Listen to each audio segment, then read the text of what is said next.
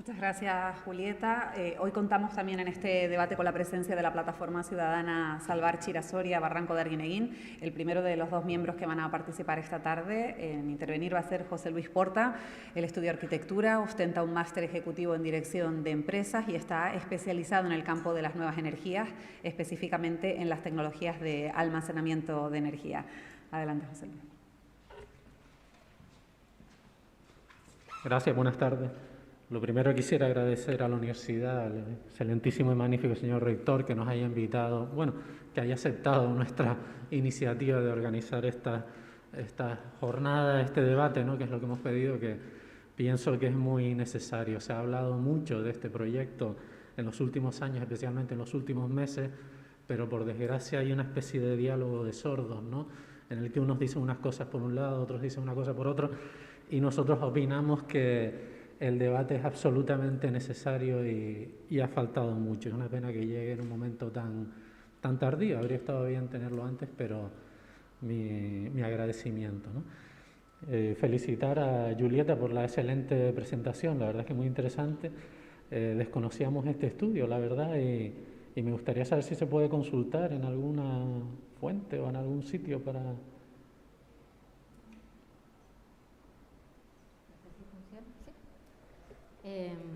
José Luis, la verdad es que gracias, primero que nada.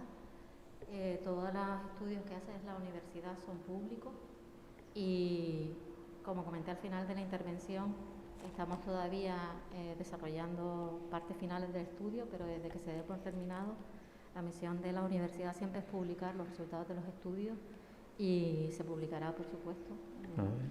Se publicará en revistas de impacto y después intentaremos hacer un esfuerzo grande en que se publiquen en medios divulgativos, que ha sido la línea de mi grupo de investigación siempre, no solamente en revistas de impacto, sino lo en miraremos con interés, porque de hecho pienso que igual que este debate en sí, hace mucha falta un estudio como este, ¿no? Me parece fundamental. De hecho es algo que le hemos echado en cara a Red Eléctrica, que es el promotor de este proyecto, que no exista algo como esto, ¿no? En lo que, de hecho, también, perdona que te pregunte, pero en las citas o los antecedentes de tu trabajo, ¿existe algún estudio de este tipo, ¿no? Antes del que tú y tu equipo han hecho? Esto es un trabajo de muchísimos años. Yo llevo en la universidad más de 10 años ya y los primeros estudios que ves ahí son fruto de mi tesis doctoral. El potencial fotovoltaico en cubiertas está publicado desde 2012 en distintas revistas de impacto, y el potencial de energía eólica de 2014, y posteriormente la parte eólica offshore marina fue una parte de mi trabajo postdoc que inicié en la Universidad de Edimburgo y también está publicado desde 2017, creo. Sí, sí, incluso creo que el ITC tiene datos, ¿no? Del potencial eólico marino, etcétera. No, de esto sí que hay referencia. Me refería respecto a las necesidades de almacenamiento de energía. A partir de ahí, como comentaba Eva en la presentación, en este año me dieron una beca Fulbright para hacer este trabajo con la Universidad de Stanford. Me fui justo antes del COVID.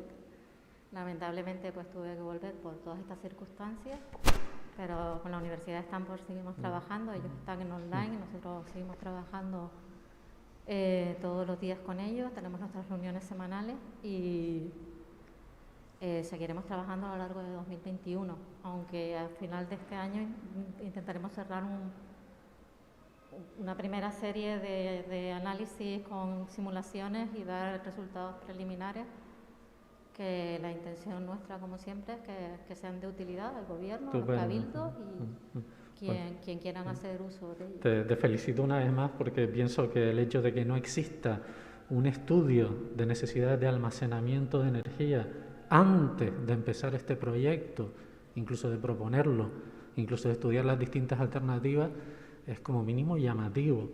Así que de verdad mi mayor enhorabuena de que por fin alguien desde la academia, en este caso desde la universidad, esté estudiando realmente cuál es esta necesidad, ¿no? Bueno, yo no sé si no hay otros estudios. Yo estoy presentando el mío. Yo desconozco si Claro, hay pero otros habrás estudios estudiado previos. los precedentes como cualquier estudio, ¿no? Cualquier investigador mira los precedentes que hay en las citas Vamos, yo no sé bibliográficas. si- Digo, pues nosotros también lo hemos estudiado y no lo hemos encontrado. A lo mejor tú sí lo habías visto, algún precedente. No, yo lo que no sé es si las instituciones tienen sus propios estudios hechos, porque ellos no tienen por qué publicar sus estudios. Y entiendo que Sí, sí, claro, habido por supuesto hablo de la información pública. por supuesto. académicamente sobre Canarias, Sí, no, pero académicamente. Necesito un poco de ayuda porque no encuentro la tecla de tabulador en este. Es alt, tabulador. ¿Y sería cuál es? La del paño verde, ¿no? Esta es la de Gonzalo. Opa. Qué bonita yo también. No, entra más. Con alt pisado. Sí, pero a ver. Ahora, a ver. Tengo mantenido el alt y le voy dando al tabulador, pero no. Mantienes el alt y le das a tabulador sin, La del sol- paño sin verde. soltar el alt. Esto es. Y ahora la flecha. Muy bien, pues una equivocación innecesaria, por si, que es un poco el planteamiento en el que venimos nosotros aquí a traer a día de hoy, ¿no? Yo pienso que todavía estamos a tiempo de corregir la deriva que estamos llevando, ¿no? Este es un proyecto de importancia capital para esta isla con unos impactos realmente significativos, ¿no? Estamos hablando de un coste económico realmente considerable, que no estamos hablando de fondos europeos, ¿vale? Estamos hablando de la factura de la luz que pagamos todos. Este proyecto no se financia con los fondos de recuperación post-crisis, post-COVID, algo otro, no, lo pagamos todos los que tienen una factura, un contador de la luz, van a pagar este proyecto en los próximos 50 años o 75, como nos dicen algunos. Entonces es muy importante hacernos bien las cuentas, porque esto no es que estemos aquí hablando de una subvención, una regalía, no sé. El dinero viene del bolsillo de todo el mundo que tiene un contador de la luz, ¿no?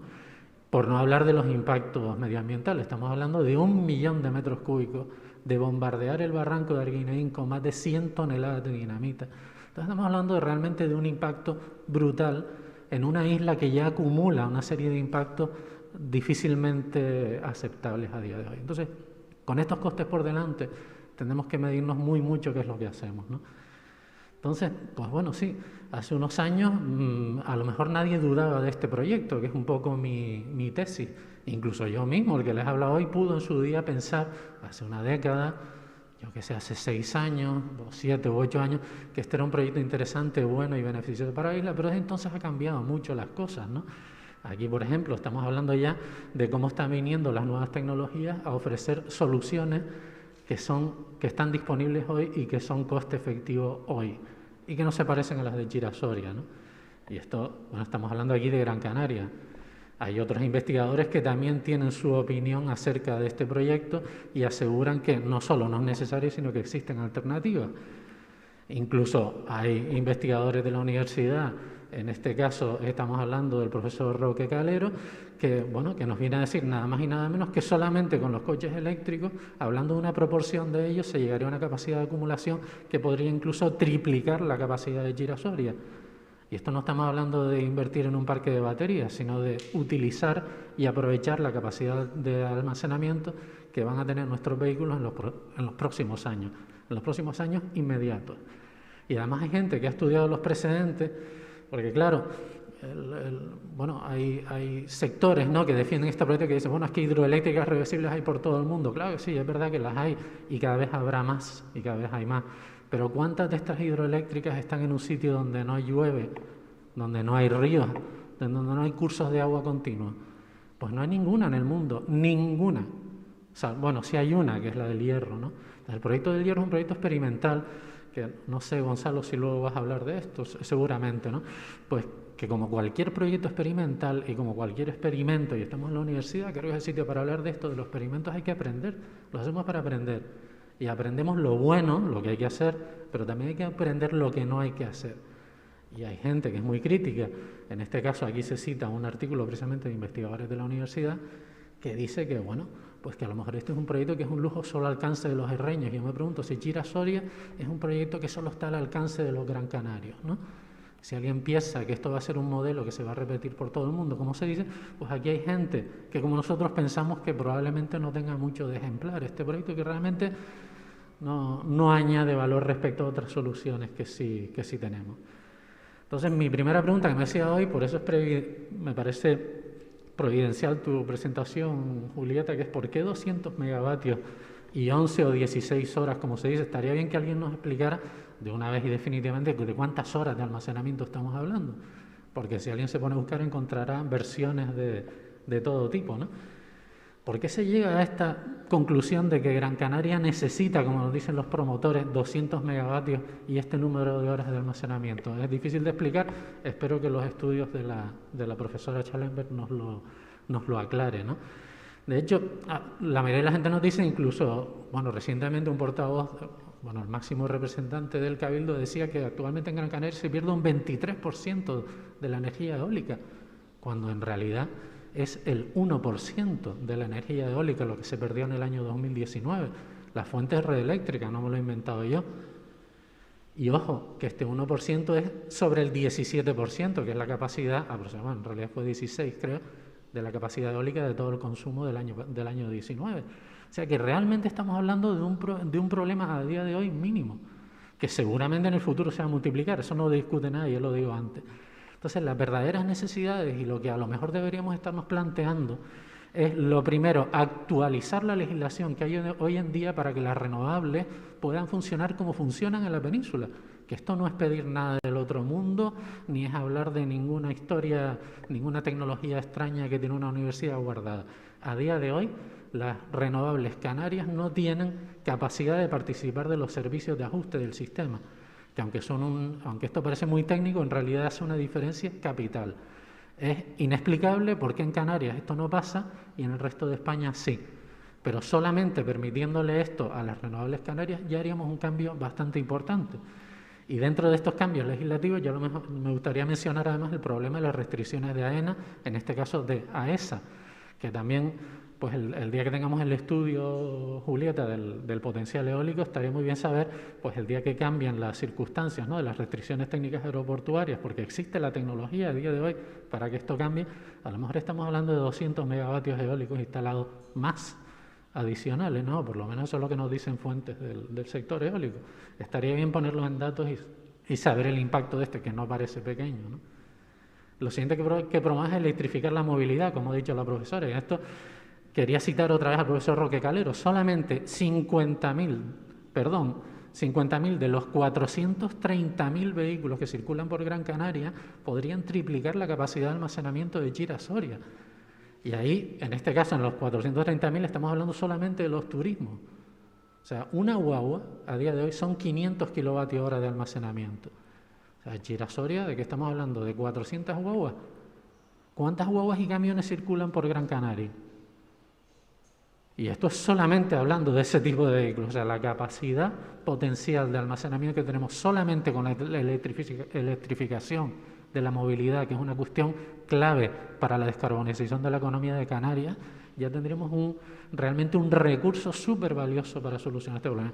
Cosa que de otra manera sería un recurso ocioso, todo hay que decirlo. Además, reemplazar los grupos térmicos obsoletos, que a día de hoy son el verdadero tapón a las renovables.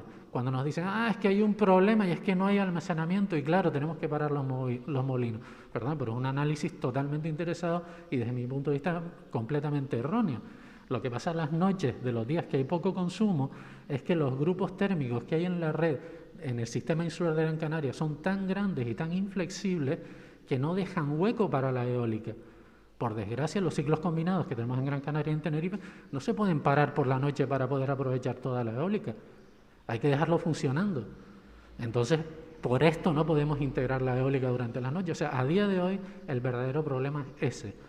Y gente que ha estudiado esto, que a lo mejor esto sí que es un precedente, ¿no? Porque el profesor Roque Calero, en su estudio para el sistema de Gran Canaria, igual que para el de Tenerife, habla de que la planta térmica que hay en estas islas debería ser cambiada por muchos grupos más pequeños y más flexibles, probablemente máquinas en torno a los 30 megavatios de combustible diésel o de flexifuel si lo hubiera disponible para que pudieran trabajar con otros combustibles en el futuro. Ese es el verdadero problema y no lo estamos abordando a día de hoy.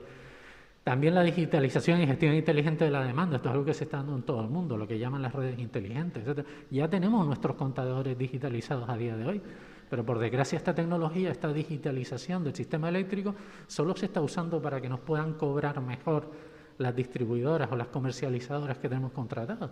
Estas empresas conocen perfectamente nuestro patrón de consumo de energía, lo cual es en sí un valor en sí mismo. Pero por desgracia esta digitalización del sistema no se está utilizando a día de hoy para una gestión inteligente, que sería una medida fundamental para la eficiencia y la integración renovable. Y por último el autoconsumo masivo, el despliegue masivo del autoconsumo, y no solo a nivel residencial. Estamos hablando de la industria del turismo, la industria en general, las instituciones, como está haciendo recientemente el Cabildo, que hay que reconocerlo, algo que deberían copiar todas las instituciones. Instalaciones deportivas, la desalación, que por cierto Canarias es un referente a nivel mundial de desalación con autoconsumo renovable, algo que por desgracia no se puede decir de toda la desalación que tenemos instalada en Canarias. Y estas medidas que estamos proponiendo aquí minimizan de forma considerable la necesidad de almacenamiento de energía y desde luego que hace innecesario la supuesta necesidad de almacenamiento masivo, que es lo que nos está proponiendo Chira-Soria a día de hoy. Por desgracia, ninguna de estas medidas han sido evaluadas ni tratadas ni por Red Eléctrica ni por nadie, que esperamos que esto se corrija pronto, ¿no? Y por último nos hablan dentro del proyecto necesario por el tema del agua, pero este no es mi especialidad y no me atrevo a entrar, pero la isla de Gran Canaria tira al mar o al subsuelo un río de agua cada día, tira todo un océano cada año al mar, más o menos depurado, voy a decir, con lo cual, en fin, hay gente que calcula la cantidad de agua que se vierte al mar respecto a la capacidad de depuración que tiene Gran Canaria, y sería muy fácil, haciendo una cuenta muy simple, deducir que probablemente estamos contaminando nuestro propio litoral. Si esta agua la recicláramos y la reutilizáramos, tendríamos agua de sobra para varias islas de Gran Canaria, pero por desgracia esto tampoco se está mirando. Lo que se está mirando es desalar más, lo cual es multiplicar la economía lineal, que es producir, usar, gastar, tirar, volver a producir. En vez de buscar un sistema circular, una economía circular, que es producir, utilizar, reutilizar, reciclar, volver a usar y repetir el ciclo una y otra vez, como hacen millones de personas en Singapur, en Australia, en California, en Israel y en un montón de sociedades, en fin, perfectamente desarrolladas, que reciclan el agua y que las personas viven con agua reciclada con total normalidad. Y además nos parece un proyecto injustificado. Como decía antes, yo no conozco ningún referente de ningún estudio que diga cuál es la necesidad de almacenamiento de Gran Canaria. Por desgracia, Red Eléctrica, en el proyecto que ha salido a información pública, ni justifica ni explica por qué hace falta 200 megavatios y esta cantidad de horas de almacenamiento. No hay ninguna simulación, no hay ningún estudio de red, no hay absolutamente ni un solo dato que diga que este proyecto, como se plantea, sea necesario. Ni uno solo. Nos dan datos sueltos de que habrá un ahorro de combustible de tanto, habrá un ahorro de emisiones de no sé cuánto. Y me parece muy bien, pero los datos sueltos, sin justificación, sin explicación de ninguna clase, no pasan de la propaganda. Y no podemos abordar un proyecto como este en base a afirmaciones propagandísticas. Como dije al principio, para nosotros esto es el resultado de una inercia que viene de décadas. Como decía, igual hace 10, 15, 20 años, a lo mejor esta era la única solución disponible. Pero ya les he mostrado que a día de hoy hay muchas otras. Y es que las renovables 2.0, señores, ya están aquí. Siempre nos han dicho, es que las renovables son inconstantes, es que las renovables tienen estos problemas, tienen estas limitaciones, tienen este impacto en la red, casi que son malas, son un problema en vez de una solución. Pero bueno, por mucho que lo digan, resulta que cada día nos sale un proyecto nuevo donde nos aparecen energías renovables que son gestionables. Nos aparecen instalaciones de energías renovables que dan servicios de ajuste a la red, que dan seguridad a la red, o sea, que están aportando servicios de apoyo a la estabilidad de la red y a la calidad del servicio. Y no solo en Australia, en otros lados. Es que en Canarias también somos pioneros en el proyecto Store, que hace casi una década que se puso en marcha y tenemos ahí una experiencia acumulada. Es más, es que Endesa ya ha anunciado que va a instalar prontamente, precisamente en el barranco de Arguineguín, una planta solar que probablemente sea la primera planta solar gestionable en España. O sea que esto ya lo tenemos aquí y sin embargo nos encontramos afirmaciones que vienen, en este caso del Cabildo, que nos dicen cosas como si esta realidad que les estoy mostrando aquí no existiera, incluso con datos que son un poquito difíciles de aceptar, sinceramente. Afirmaciones como esta veíamos incluso en la página web de Red Eléctrica hasta hace unos años y hace un año que ya no están. Lo que estoy diciendo es que Red Eléctrica ha quitado de su página web cosas como esta y ya no están. Y se lo buscan hoy día verán que no están. Y debe ser por algo. Me pregunto cuáles son los datos que manejan, en este caso el Cabildo. Yo no sé, Jonay, ¿quién hace estos números? Porque alguien tendrá que haber pensado cuál es el coste de las baterías y cuál es el coste de Chira-Soria y lo habrá cotejado y habrá salido a la conclusión de que es entre 9 y 38 veces más caro. Es una horquilla un poco generosa, ¿no? No lo sé yo, de verdad que si estamos hablando aquí en términos serios, podemos trabajar en una horquilla como esta, ¿no? A lo mejor tú conoces quién, esto seguro que no es el presidente del Cabildo quien se saca estos datos de... A lo mejor tú tienes una explicación, ¿no? De dónde... No, pregunto, que a lo mejor no... No, era por contestarte. Disculpa. Estos datos son de una asociación que conoces perfectamente, además, que es IRENA. Eso es una publicación de IRENA. Claro. Son datos a los que puedes acceder. Sí, yo he trabajado para IRENA y te aseguro que IRENA no tiene ni idea de cuánto cuesta Chira-Soria. Te lo aseguro. Es más, IRENA hace una diferenciación muy clara entre baterías de litio de una química, de otra química, baterías de flujo, almacenamiento de aire comprimido, mini hidráulica, un montón de tecnologías. Te estoy hablando de baterías como si fueran todas iguales y de Chira-Soria como si costara lo mismo que una hidroeléctrica en un sitio donde hay ríos, donde hay lluvia, donde hay un depósito superior enorme. Entonces, por eso digo que no entiendo cómo... A lo mejor es que han mezclado peras con manzanas o algo así. No, José Luis. Son datos de los anexos de la publicación del 2017 de IRENA. Cuando quieras, además, creo que los tengo aquí, además te los puedo dejar. No. Déjame, ya que me para eso te pregunto. Si me preguntas, me dejas terminar, por favor. Son datos de la publicación de 2017. Están comparadas baterías de litio a igualdad de condiciones y sí que la hidráulica, lo que hay que tener en cuenta es que los datos que pone IRENA incluye la ejecución de las presas. En este caso las presas están hechas, con lo cual todavía iría más a favor de la hidráulica esta comparativa. Bueno, a mí de verdad que me gustaría trabajar con los datos reales, no con los datos teóricos o generales con los que trabaja IRENA, que lógicamente no conoce la particularidad de cada proyecto, y creo que este proyecto lo merece, ¿no crees? Un estudio particular. Sí, por eso además son datos de IRENA, prestigio reconocido a nivel mundial y un estudio de costes bastante amplio que tiene dentro de esa publicación. No, lo que yo he dicho... Es un estudio importante y bien desarrollado. Sí, no solo lo conozco, sino que seguramente he participado en una pequeña medida en ese estudio. Te lo digo porque lo conozco perfectamente. Sí. ¿Vale? Y te digo que ese estudio no incluye los datos particulares de Chira-Soria. Por supuesto que no, son datos generales de lo que implica la ejecución de una central hidroeléctrica y lo que implica una batería. Pero te digo, macroscópicamente, teniendo en cuenta que en esta central no es necesario ejecutar las presas, ten en cuenta el beneficio que es eso en esa relación, para si lo ponemos en valor. O sea, tú lo que quieres decir es que como aquí no hay que construir las presas, en realidad a lo mejor está mucho más barato que lo que dice IRENA o algo así. Que esa relación saldría más favorable a la hidráulica. Vale. Exacto. ¿Por qué? A ver, este proyecto ya va por no sé cuántos cientos de millones. ¿Por qué alguien no ha hecho este estudio?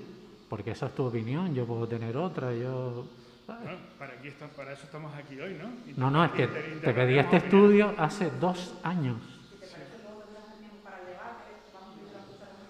Sí, la verdad es que no me importa gastar mi tiempo en que hable Jonay, sinceramente. ¿Cuánto me queda de mi... No te queda. ¿Eh?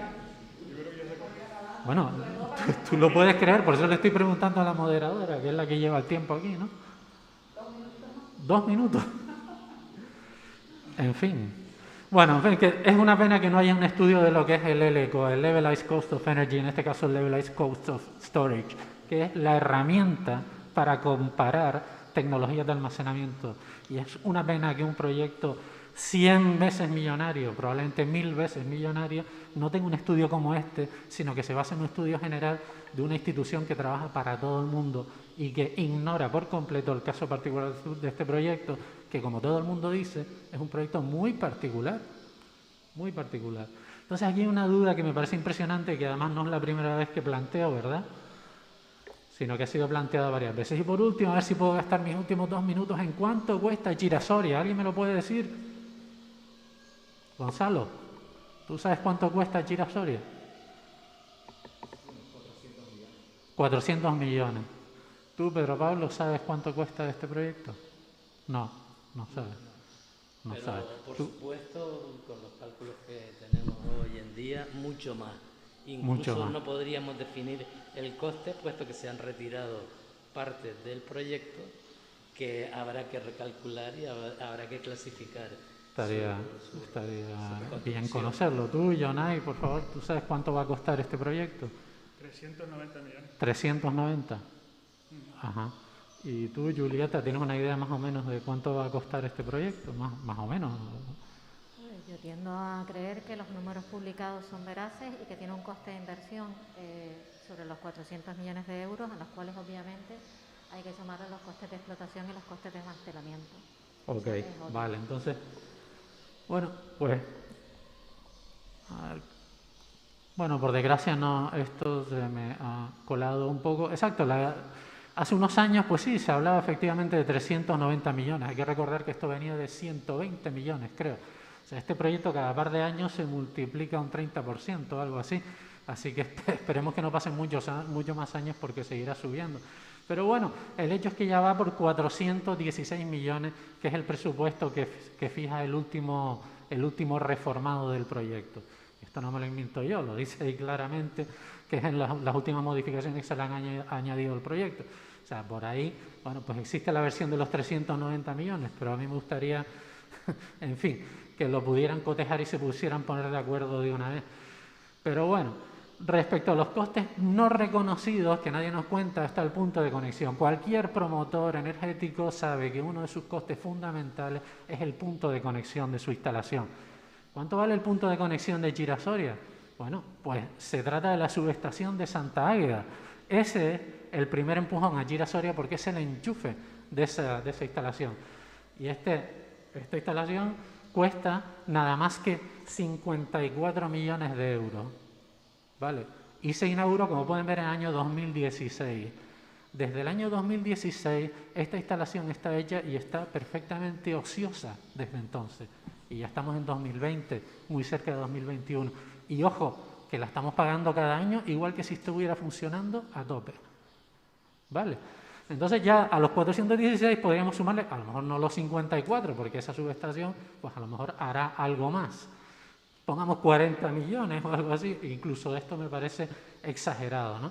Y los imprevistos, el proyecto del tren, por ejemplo, que es otro que circula por ahí, una macro inversión también realmente discutible, incluye una... Creo que me puedo quitar esto, ¿no? Incluye una partida de 100 millones de euros para costes imprevistos. En el caso de este proyecto, que tiene una capacidad de innovación, una serie de... en fin, digamos de incógnitas técnicas detrás, yo creo que van a ser de ese orden o más. Pero bueno, como nadie ha calculado cuál puede ser el nivel de los imprevistos, como si se han calculado para el tren, la verdad es que lo considero con los costes no reconocidos. Si alguien dijera que los imprevistos van a ser nada más que 10 millones, podríamos discutir si es más o menos, pero que habrá imprevistos me parece indiscutible y por tanto lo pongo en la columna de los costes no reconocidos. Por último, los costes desconocidos, que estos a mí particularmente son los que más me preocupan, porque como acaba de decir la profesora Schallenberg, el coste de un proyecto no solo es el CAPEX, el coste de inversión, o sea, lo que cuesta construirlo. Además hay que añadir el OPEX, que, bueno, resumidamente son los costes, digamos, de explotación de este proyecto. ¿Alguien sabe cuáles son los costes de explotación a 50 años anualizados? Jonay, más o menos. La clave de este proyecto es el ahorro que es para el sistema eléctrico. Este proyecto Sí, en operación... Pero eso lo vas a explicar ahora.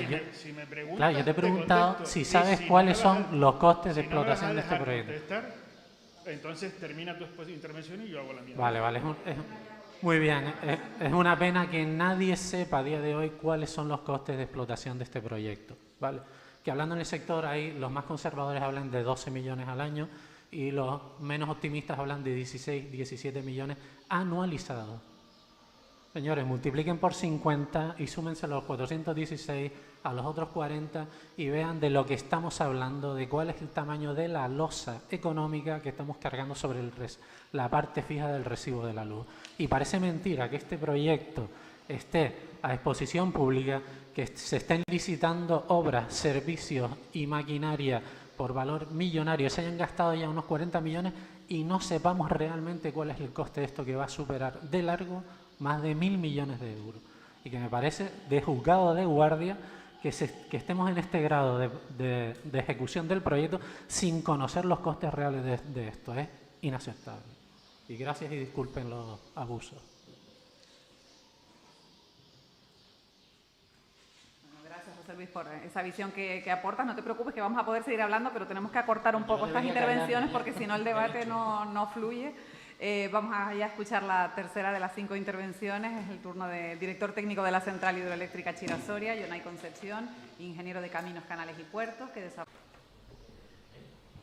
Gracias, Yonay. Y turno de nuevo para la plataforma ciudadana Salvar Chira-Soria, Barranco de Arguineguín. Nuestro siguiente ponente es otro de sus coportavoces, Pedro Pablo Medina. Él es profesor asociado de esta Universidad de Las Palmas de Gran Canaria, ha sido maestro, es psicopedagogo y activista desde hace muchos años también en el ámbito medioambiental.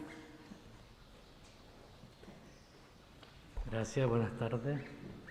Siento no estar de acuerdo con que haya quitado la música, señor rector, porque sonaba muy bien. Sí, sí.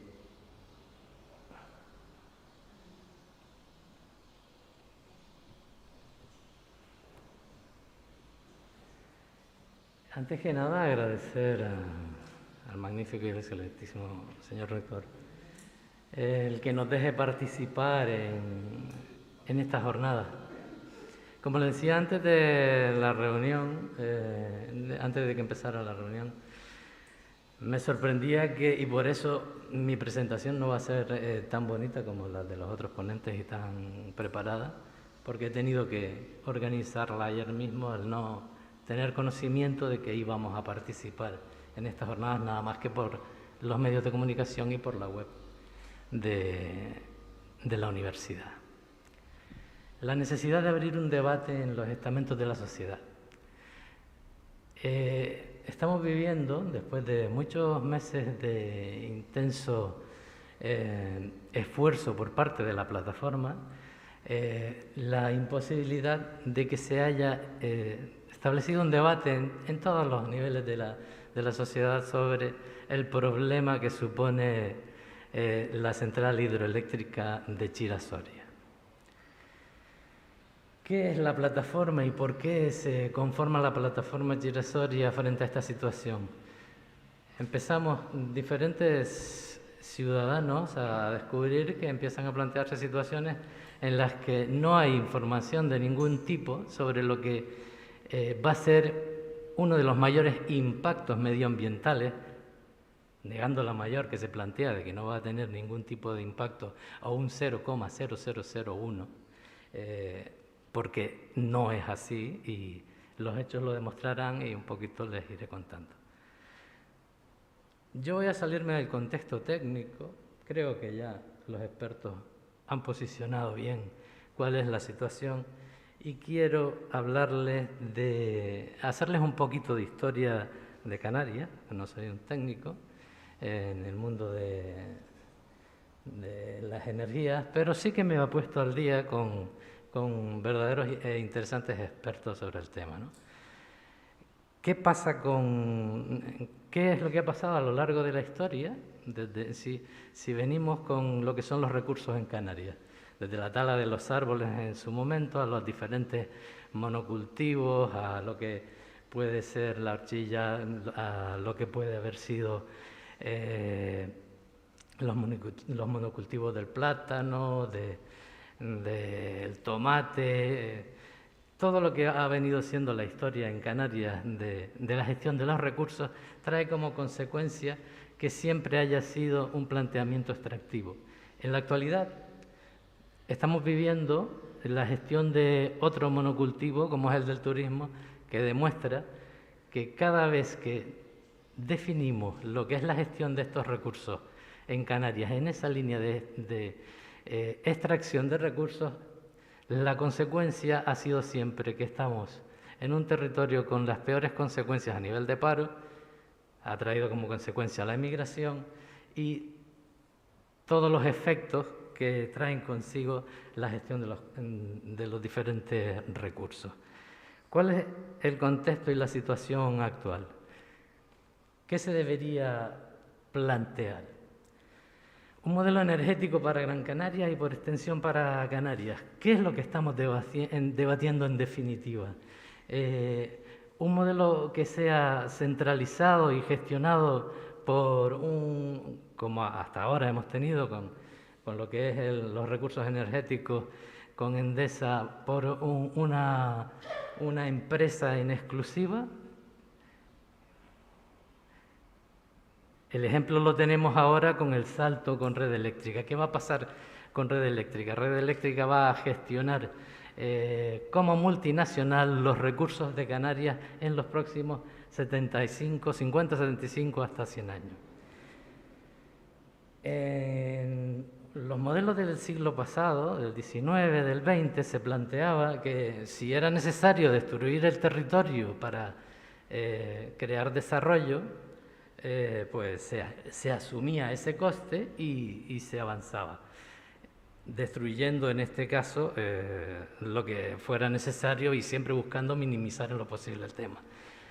¿Qué es lo que se plantea en la actualidad como modelo de gestión real? Los modelos económicos a nivel europeo, que realmente son los que se están trabajando hoy en día, en muchas ciudades, en lo que es el diseño de los diferentes desarrollos energéticos, plantean que no podemos pasar el techo ecológico del territorio. Y como verán en esa gráfica, por encima de lo que es el techo ecológico, se plantean la destrucción del territorio. Hoy en día ya no es necesario, con los nuevos modelos y con los planteamientos de economía circular que se están estableciendo, la necesidad de hacer una agresión directa al territorio, como es en el caso de Canarias. Hay que pensar que Gran Canaria tiene todo su borde costero ya destruido a través de lo que ha sido el monocultivo del turismo como solución histórica de desarrollo para Canarias, y que tenemos que plantearnos ya dar el salto cualitativo al cambio de modelo que queramos implantar en Canarias. No podemos seguir poniendo los recursos de Canarias en manos de agentes externos. Tenemos las condiciones y tenemos los recursos necesarios para poder gestionar nuestros recursos. ¿Qué está en juego y cuál es el problema social que nos encontramos hoy en día, en estos momentos? Que los intereses políticos, los intereses profesionales en el reparto de los proyectos, los intereses empresariales, como pueden ser de las empresas que subcontraten o de las empresas que gestionen en los próximos 100 años estos recursos, se mueven con la intención de poder conseguir el control y mantener el control de los recursos. Y desgraciadamente los medios de comunicación hacen un silencio al respecto. ¿Por qué planteo esto? Porque la plataforma Chira-Soria desde sus inicios no tiene la capacidad económica que pueden tener los organismos públicos para presionar a los medios de comunicación, pero la realidad es que, viéndose y conociéndose desde un inicio lo que ha venido pasando con este proyecto y empezando a conocer el porqué del proyecto, tuvimos cierta repercusión, pero en estos momentos se nos intenta silenciar. La ventaja de este tipo de foros y otro tipo de foros y hoy en día de las redes sociales es que ya no pueden tener ese control ni las organizaciones públicas ni todos los sectores que plantean esto. ¿Y frente a qué se sitúan estos intereses? Se sitúan frente a los intereses de los ciudadanos. Aquí de lo que estamos hablando es si los recursos de Canarias, y no solo hablo de la energía, que es nuestra, y no solo hablo del agua, sino todos los recursos en general, los vamos a gestionar los canarios, y el capital y el beneficio que repercuta sobre los ciudadanos de Canarias, o lo que se vaya a producir es que la producción de todos esos beneficios de los recursos que en la actualidad Gran Canaria en particular y Canarias en general pasen a manos de nuevo en los próximos 100 años, como viene pasando a lo largo de la historia, como lo intentaba comentar antes, de la conquista hasta aquí, a manos muy concretas. ¿Cuáles son las señales que nos indican que esta situación, buscando el contexto en el que nos estamos moviendo, porque al final Chira-Soria no es nada más que un ecocidio sobre una parte de la isla, no es nada más que una puñalada desde los bajos del Roque Nublo hasta la costa, destruyendo una de nuestras cuencas mejores y menos maltratadas en la isla? ¿Cuáles son las señales y que cada cual saque sus conclusiones al respecto? Pues salía el otro día de manera muy sorprendente, porque estas cosas siempre no salen en conjunto, sino salen aleatoriamente para que el que no las está observando pues no entiendan que están relacionadas. ¿Cómo? Se aprobaba a bombo y platillo y favoreciendo absolutamente un proceso de proyectos turísticos en lo que son las Lomas de Taurito, en el municipio de Mogán, en que se extenderá alrededor de 8 millones de metros cuadrados allí, de los cuales se plantean hacer lo que conocemos o Europa ha definido como el greenwash, como el venderlo como verde para poder seguir urbanizando el territorio, que es lo que se avecina con este proceso.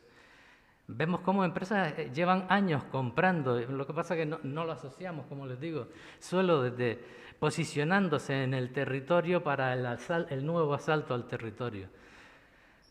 Vemos cómo multinacionales, en este caso Red Eléctrica, se posiciona para el control de la energía y poder sacar el beneficio, volviendo a los mismos procesos que hemos estado viviendo a lo largo de la historia, que es la gestión monopolística del territorio y de los recursos. Y estamos hablando que no es un proyecto que pasado mañana podamos cambiar porque no nos gustaba. Estamos hablando de que este proyecto va a hipotecar la gestión de la energía en Canarias los próximos 75 o 100 años. No estamos hablando de cualquier cosa. Estamos hablando del futuro de sus hijos, de sus nietos y de lo que es la sociedad en general en Canarias.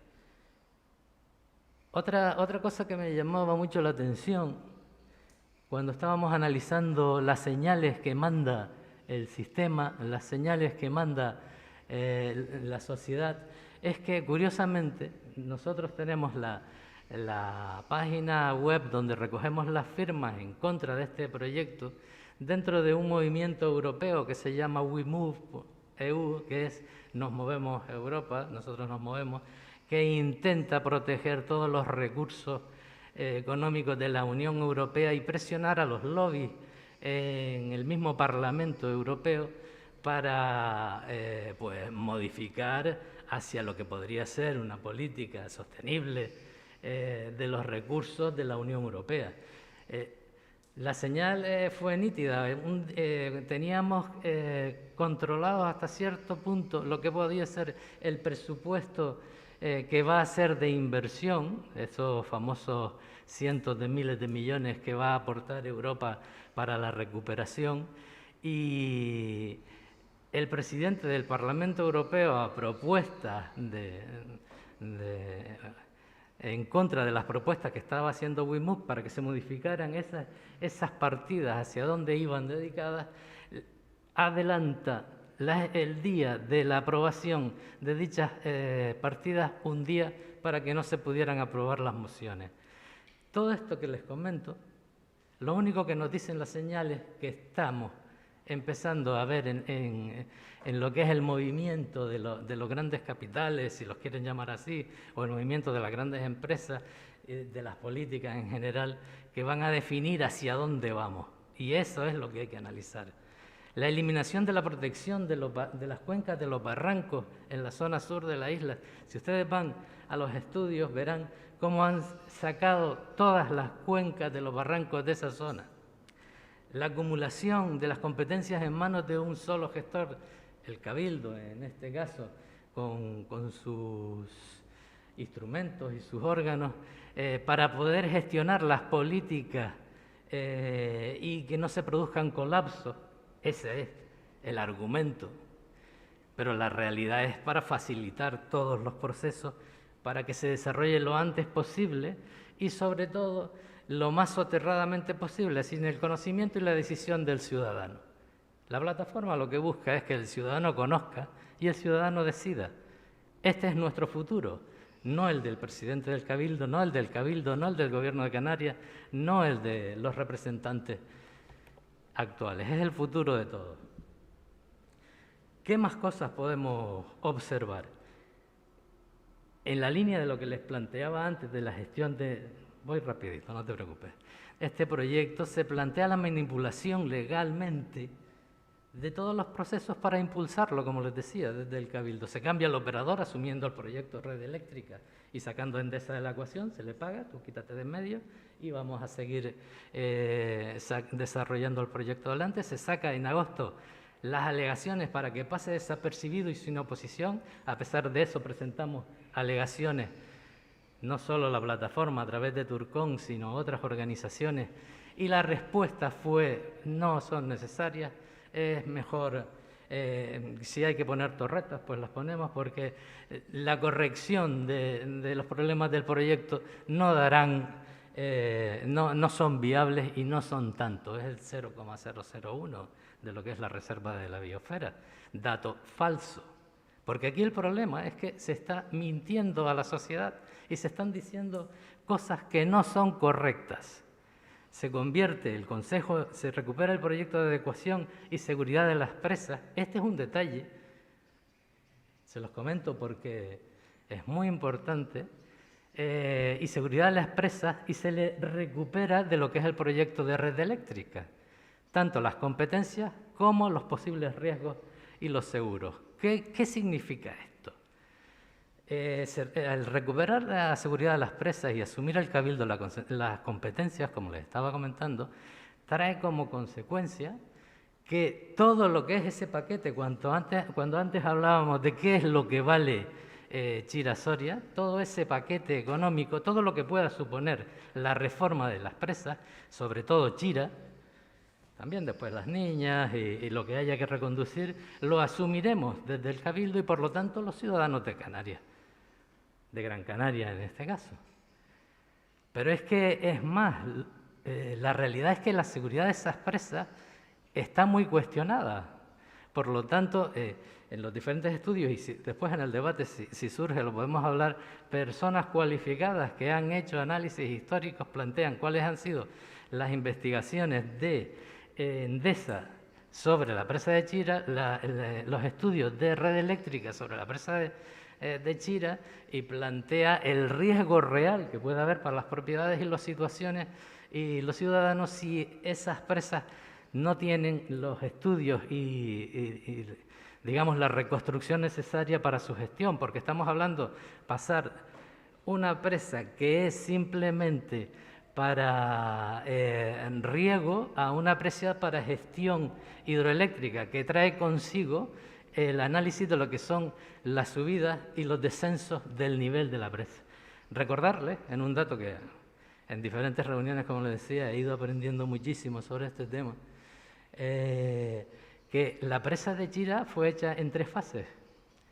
Y en la primera fase, los materiales que se usaron, la inestabilidad, o sea, la más baja, la zona más baja, la inestabilidad se plantea de alto riesgo. Pero es que no solo eso, se habla también de la famosa grieta longitudinal enfrente de lo que es la presa de Chira, que forzó en su momento, en los años de la construcción, al retranqueo de más de 59 metros de la presa, porque todos los sondeos que habían sobre esa presa longitudinal, que está a 59 metros de la presa, y que ustedes las pueden seguir así rectito, por más que cuando ya llegaron a 17 metros de profundidad, no habían encontrado ese firme para poder crearla.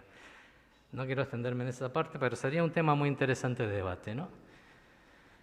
Se convierte el Consejo Insular de Aguas, órgano del Cabildo, del que el desconocimiento, yo creo que de los ciudadanos de Canarias es grande, se convierte el gestor de todas estas situaciones. Pero cuando le pedimos la información transparente de que pongan los temas sobre la mesa para ver dónde están los problemas y que el ciudadano vea y de paso sirva de análisis del proyecto, la realidad es que lo ocultan. Estamos teniendo que ir al contencioso administrativo para que nos den la información. ¿Dónde está la transparencia? Esa sería una pregunta interesante, ¿no? Se incumplen normativas europeas. Hemos presentado también denuncias a Unión Europea por incumplimiento de una directiva europea que plantea que el que acumula no puede transportar. En este caso, aunque es cierto que se ha creado una empresa, Redcan creo que se llama, que es la que se supone que lo va a gestionar, la realidad es que es Red Eléctrica la que se encarga de acumular y la que se encarga de transportar. Ya les digo que desde Unión Europea puede haber consecuencias importantes sobre el proyecto y que tenemos presentada esa denuncia. Se intenta concentrar en un solo proyecto 6 proyectos. Aquí de lo que se trata es de sacar el proyecto adelante. Caiga quien caiga. Y el problema es que quien cae es una de las zonas más bellas, y me gustaría que nos acompañaran los que no han estado y los que han estado también, y la viéramos sobre el terreno con una visión objetiva, sin entrar en intereses. Estamos en una encrucijada. Estamos en una encrucijada. Canarias está en una encrucijada, en ponerse en manos los próximos 100 años de las multinacionales, de la gestión del capital, o en que los canarios puedan empezar a gestionar sus recursos, en que reviertan los recursos sobre los que viven en Canarias, aunque los recursos se vayan a donde se tienen que ir. Como les decía antes, analicen ustedes todas esas señales que les comentaba antes y sin entrar en el concepto del conspiracionismo clásico que desacredita a los mismos que lo dicen, yo creo que las señales son bastante nítidas. Existe la posibilidad de gestionar los recursos naturales hoy en día. Tenemos la capacidad tecnológica, como lo ven, grandes profesionales. Pero es que tenemos también la capacidad económica y la capacidad política. Tenemos que cambiar el modelo. Canarias no puede seguir soportando un modelo como el que estamos viviendo hoy en día. Sigo. Terminarlo nada más. ¿Qué es realmente el proyecto Chira Soria? Lo digo rapidito. Es oscurantista, no trasluce la información. Es obsoleto. Tiene 20 años y no es real lo que se está planteando como un proyecto actual. Es un proceso de ejecución de más de 6 años, o sea, lo que vamos a hacer ahora, no lo vamos a ver ahora, esos sistemas de acumulación, lo vamos a ver dentro de 6 o dentro de 10. Dentro de 6 o dentro de 10, Endesa está montando ya huertos solares con sus sistemas de acumulación, y no somos tampoco Endesa, porque el gran problema del sistema energético en Canarias y de la distribución es que hay que eliminar los ciclos combinados. Cuando hablaba con Roque Calero, una tarde larga, siendo él necesito terminarlo porque si no, no lo van a entender. Siendo él, dame 5 minutos nada más. Siendo él un hombre que no entra en los temas de medio ambiente, me decía con claridad, yo le hacía preguntas sencillas de un neófito. Le decía, pero Roque, ¿tú crees que Chira Soria es necesaria? Y él me decía, bueno, acumular. Pero la realidad es que el objetivo primordial de hoy en día en Canarias, en Gran Canaria, es acabar con los ciclos combinados, como planteó él, y sustituirlos y crear un modelo diversificado. Me decía, es que lo que no entiendo es cómo plantean que los ceros energéticos se pueden evitar con Chira-Soria, cuando la realidad es que habitualmente los ceros energéticos se producen en las líneas de transporte, por caídas de las líneas de transporte. Y decía, ¿y cómo va a ser eso? O me decía, es que con 30.000 coches haces lo que haces con Chira-Soria. Ahora habla de 50.000, imagino que se habrá puesto en una posición... Ahora se pone, a mí me decía 30.000, o sea que ahora habrá hecho otros cálculos y se pone un poco más conservador, lo entiendo, hay que protegerse, eso también es razonable, ¿no? Afecta, hay que tener en cuenta que afecta a 200 kilómetros cuadrados, no estamos hablando de boberías. Me salto cosas por intentar cumplir. Perfecto. ¿Qué nos encontramos? Con la destrucción de toda la cuenca, díganlo por donde lo digan, con el incumplimiento de los procesos legales, la afectación de 5 zonas de la red Natura, que no es moco de pavo, eso de que la salmuera no va a haber problemas, eso es falso, lo siento mucho, ni con difusión ni sin difusión. La realidad es que la salmuera es como la lejía y se ve en toda la costa. Y además acaba con los cebadales, es lo primero que acaba con los cebadales, uno de los mayores centros de absorción de CO2. Por lo tanto, habría que discutirse también si estamos hablando de un proyecto sostenible.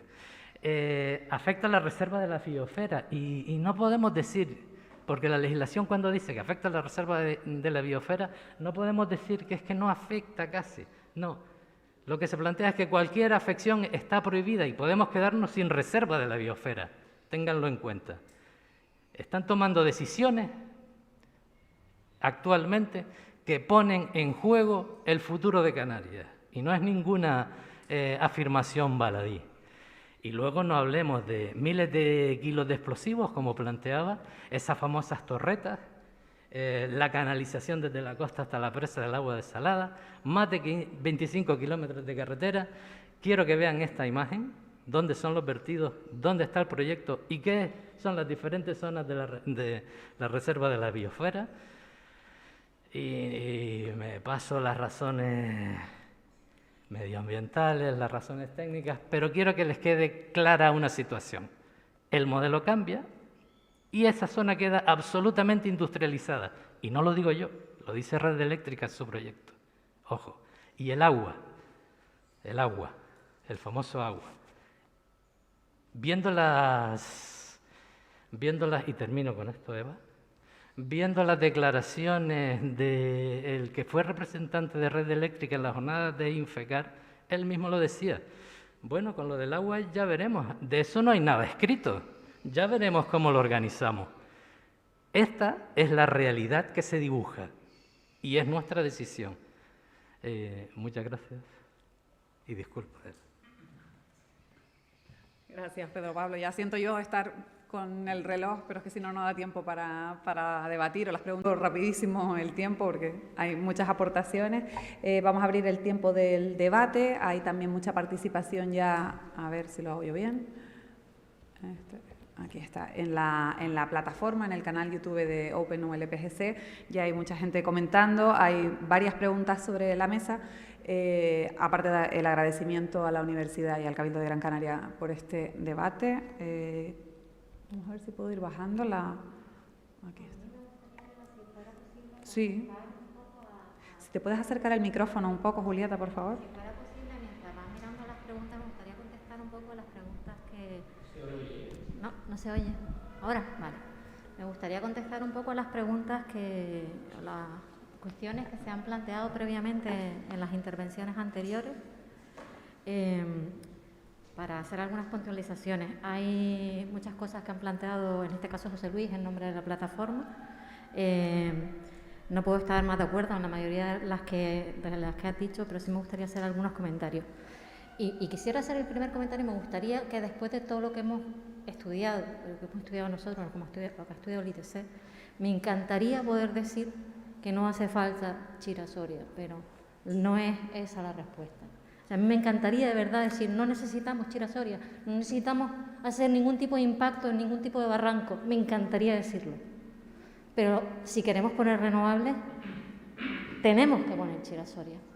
Y no solamente tenemos que poner Chira-Soria, los números de Gonzalo en este caso en representación del ITC, los números que presenté yo son muy parecidos en cuanto al potencial hidroeléctrico de centrales de hidrobombeo, y vemos que probablemente no solamente hará falta Chira-Soria, sino ampliaciones de Chira-Soria, si queremos ir a ese modelo de renovables.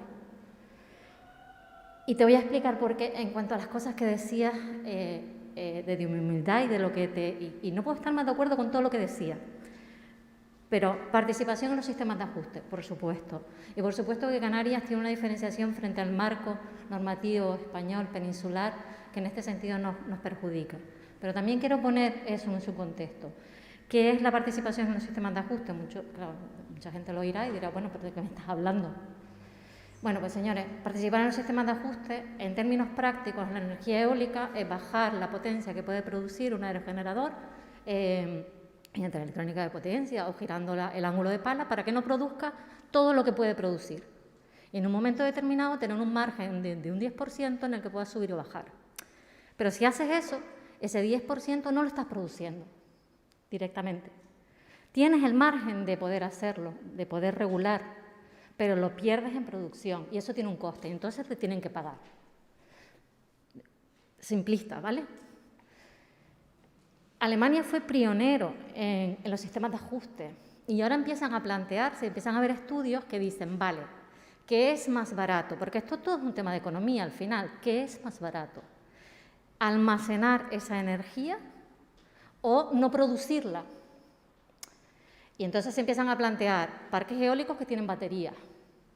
Es decir, vale, pues mi sistema de ajuste, en vez de no dejar de producirla, es que yo una parte la derivo y la almaceno, cuando la red no la puede acoplar. La almaceno y luego la utilizo. Pero al final terminas comprando baterías. Entonces empiezan a haber otros estudios sobre esos estudios que dicen cuál es el coste derivado de los sistemas descentralizados frente a los sistemas centralizados, porque al final lo que hace es dejar de producir y almacenar, dejar de producir o almacenar. Entonces empieza a haber el debate de decir qué sistema es más óptimo, que cada parque eólico gestione esa acumulación de un 10% se haga en un sistema centralizado. Y eso es un poco el debate que tenemos que extrapolar aquí. ¿Qué es más económico?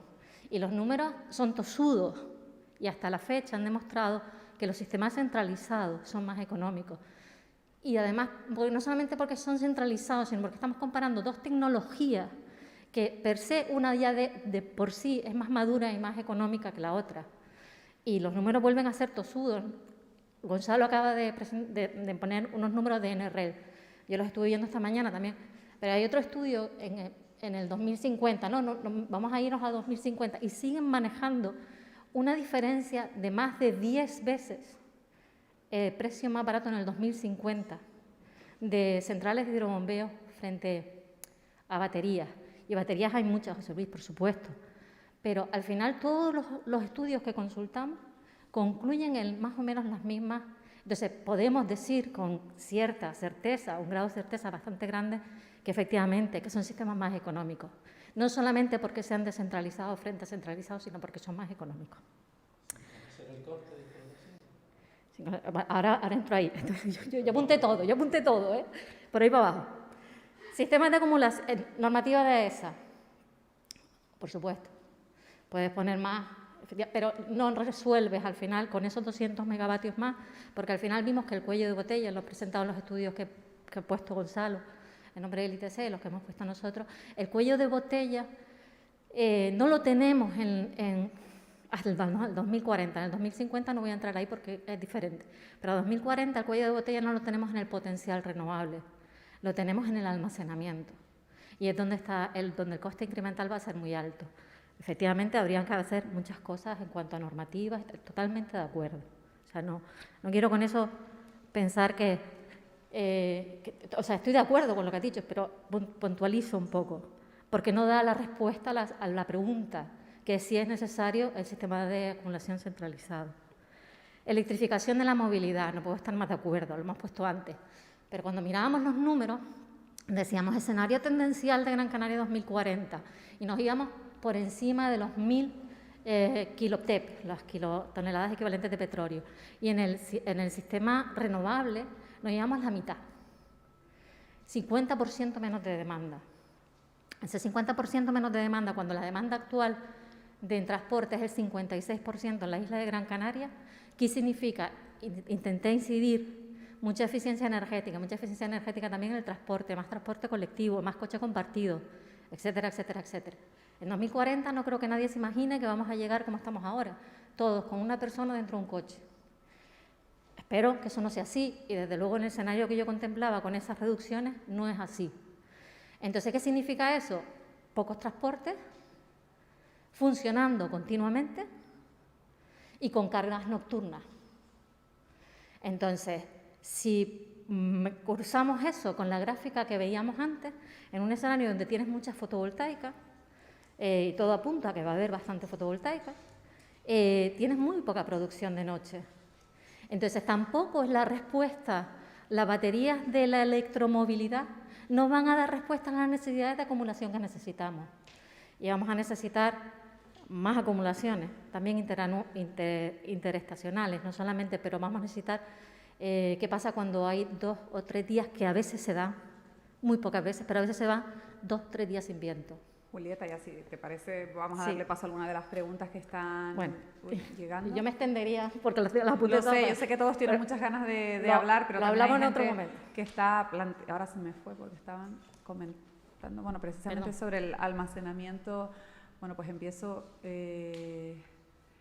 Conchi se pregunta qué alternativas reales y ejecutables hay al almacenamiento en Gran Canaria para la penetración de las energías renovables. Esta obra reduciría la generación centralizada, turbinas de vapor, motores diésel y ciclos combinados. Y también, porque creo que es de la misma pregunta, ¿se va a evitar los paros técnicos en Horas Valle?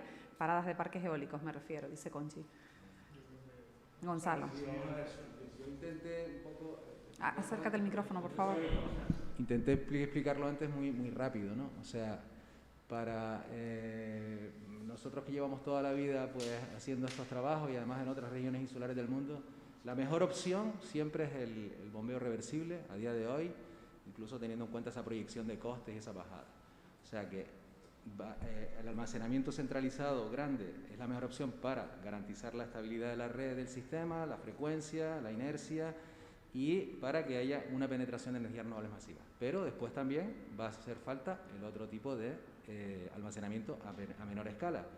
Los promotores renovables están incorporando. Es que no se puede comparar esto que comentaron, el proyecto Endesa está preparando un proyecto, o sea, o los otros promotores, todos los promotores renovables están metiendo, todo el mundo está metiendo proyectos, sí, pero eso no va a solucionarte el problema de Gran Canaria 100% renovable, José Luis. No. O sea, no puedes... Y esos coches, ¿sabes? Tú vas a poner esos 50.000 coches a cargar, ¿sabes? Estamos hablando un poco de ciencia ficción, ¿vale? O sea, tenemos que tener que nuestra isla, te digo, nuestra isla, tú quieres seguridad eléctrica en la isla, tienes que ir a lo seguro, aprovechar esas presas ya, que es lo que haría, pues, yo creo que lo que se haría razonablemente, ¿no? Los costes está clarísimo que los costes son muy inferiores a la batería. Si me acabas de decir que no sabes los costes. El micrófono, José Luis. ¿Quién no lo ha dicho? Yo he dicho perfectamente que los costes son muy inferiores los del... Que son inferiores. Muchísimo. Está por debajo. Son los costes de operación. Perdón. Por debajo de 120 los costes dólares el de explotación del sistema Girasoria, anualizados a 50 años. Vamos a ver, José Luis, si tienes eso, ¿cuánto te va a durar esa instalación? ¿Cuánto te dura una instalación de...? Yo te acabo de preguntar a 50 años, pero a 75 también me gustaría saberlo. Es que es abismal la diferencia de costes entre una cosa y otra. O sea, pero no puedes decir que es abismal sin decir que son 15 millones al año. ¿Cómo que 500 millones al año? 15 millones al año. 15 millones al año. ¿Y eso tú crees que es una cantidad? Yo no he visto los números. ¿Multiplicado por 50? Hombre, sí, es una cantidad... Una cantidad significativa. Ponte tú qué es eso, ¿vale? ¿Y la opción batería cuánto es? ¿Qué? Ponte tú qué es eso, 15 millones, no sé cuánto es. ¿Y la opción batería? ¿No sabes cuánto es? ¿Y la opción batería? ¿La opción batería? La opción batería la está promoviendo Endesa y los señores de Endesa, sí, pero Pablo entonces Casado, buscamos una solución alternativa. Buscamos una solución alternativa. Dice que los sistemas de batería hoy día son más baratos que Girasoria. Y no solo lo dice él, también lo dice Enrique Rodríguez de Acero, el presidente de Acer. Pero eso no es decirlo, eso es mirarlo, eso está dijo publicado. Esta misma mañana que si hoy hubiera que plantear un sistema de almacenamiento tipo Girasoria, con batería sería más barato. Entonces, eso dice estas personas. Pero no es decir. Y de hecho, Endesa lo dice apoyándose en un estudio muy serio, muy prolijo, que ha hecho una consultora que se llama Deloitte, Pues Entonces, José no Luis, lo digo precisamente llega una pregunta... Perdón, no lo digo por casualidad, sino lo digo porque hay Vamos datos. a ver. Entonces, no Al puede respecto, ser no que No es haya lo que diga gente... uno u otro, es lo que se No puede estudia. ser que estemos haciendo un proyecto como este diciendo que es más barato sin decir la cifra, sin que se haya estudiado. Pero es que me ponle parecía que 15 antes lo ibas a millones, decir, ponle pero 15 no. millones, ponle 15 millones, ponle 15 millones. José Ah, Luis, sí. la Compáramelo pregunta con- que es para la plataforma... 750 millones Tiene que ver con lo que adicionales. estamos hablando. En 50 En varias años. ocasiones han citado, es una pregunta para la plataforma, Pero si estamos insisto, hablando la de dice 100 años, Anuar. muchachos. En varias ocasiones han citado el informe de descarbonización de Deloitte y Endesa. ¿Apoya la plataforma el proyecto de baterías de Endesa? No, claro que no. Eso para empezar, y si quieres tú das la parte técnica. Lo que apoya la plataforma es que haya una situación de estudio público transparente en el que se analice cuál es el modelo adecuado.